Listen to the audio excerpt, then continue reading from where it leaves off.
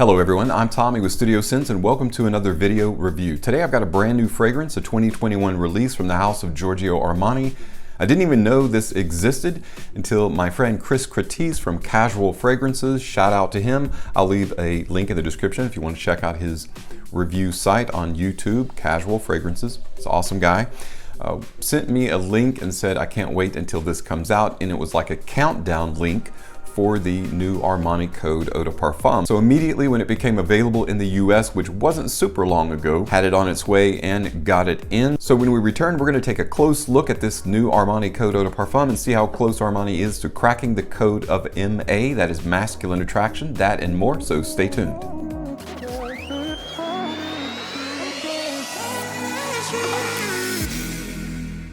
Hey guys, and welcome back. So today we're looking at a brand new release from Giorgio Armani, 2021 release from the Armani Code line of fragrances. An Oriental Fougere fragrance for men launched in 2021.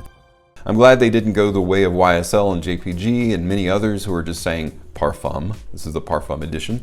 So it actually says Eau De Parfum Pour Homme at the very bottom. Now the original Armani Code came out in 2004 and has since seen many flankers. You've got Profumo, Absolu, Absolu Gold, Ultimate. It seems to me, going back to the drawing board from the original Eau de Toilette version to an Eau de Parfum version might be a little bit challenging, just because they've gone pretty much everywhere that they can go with the DNA to go back to the drawing board to recreate this, tweaking it just a little bit instead of a lot. The true Eau de Parfum sticks to the original formula. It just makes it denser and more deeply packed, and perhaps that's what they've done. I don't know. We're gonna check that out today. Before we do that, of course, let's check out that presentation. Not gonna be a ton difference because all the bottles look the same, but let's check it out nonetheless.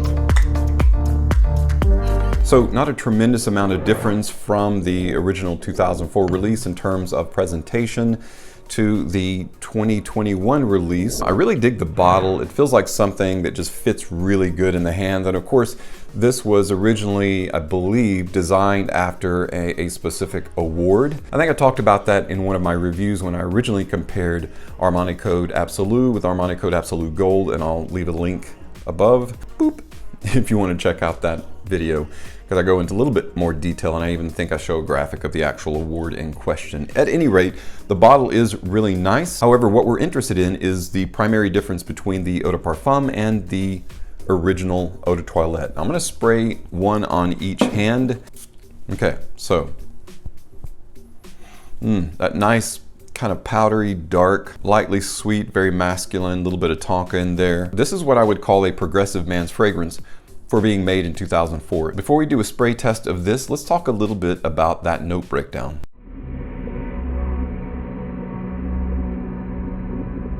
Armani Code Eau de Parfum features top notes of lavender essence, also lemon and bergamot, heart notes of tonka bean absolute and rosemary, resting on a base of cedar wood essence, musk, vanilla, and suede. I'm primarily interested in what's really going to come to the foreground and what you really actually smelled. Isn't that what it's really all about, is what it smells like, not necessarily what all is in it. So let's check out that juice. Armani Code is drying down. The original is drying down to a nice powdery masculine base of a fragrance. Let's check out the EDP version. Atomizer is really good. I did pump quite a bit of juice on there, so I'm going to go ahead and give it a quick smell, and then we'll talk about it a little bit more, give it a little bit more time to dry down. So the powderiness is there, so it still maintains that DNA. So at least in the open, it's almost like the darkness that's in the EDT is not quite in the EDP. And that's kind of unusual. You expect it to be a little bit darker and more specifically richer. It may turn out to be that way. It may be a little bit of that bergamot, a little bit of the lemon there, making it seem a little bit brighter than what it actually is going to be in the dry down. That's probably the case. I'm getting a really heavy lavender here, but it's lavandin. And what's the difference between lavender and lavandin? Lavandin is a hybrid plant that comes from cross-pollination. It's between just regular English lavender and what's called spike lavender, which is a Portuguese lavender. So they cross-pollinated and lavandin came as a result. Now regular lavender has about 0.6% camphor in it. Now lavandin has about 6 to 10% camphor. So what lavandin is giving to this particular fragrance is going to be its projection, and it's probably adding a lot to the longevity there. Yeah. So this one actually is projecting a little bit better than the Eau de Toilette version. It is a little richer, it's a little richer.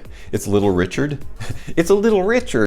It's definitely richer. It's definitely darker. It's definitely a little bit more powdery, and that suede is giving it a light leather. I really like that. If I can compare, you know, the Stronger With You by Emporio Armani, right? Stronger With You is a gourmand fragrance. They released primarily for the UAE market. They released something called Stronger With You Leather that has that Stronger With You DNA, but then it has that really nice, almost like a blonde leather or blonde suede.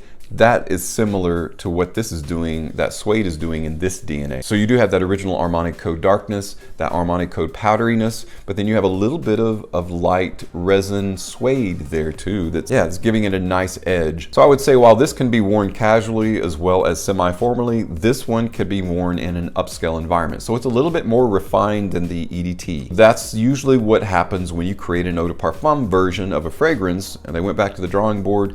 It's just a little bit more refined, a little bit more modern. I haven't read any reviews on this. I haven't watched any reviews, so I don't really know how anybody feels about this. But for me personally, I do think it's actually an improvement on the original Armani Code.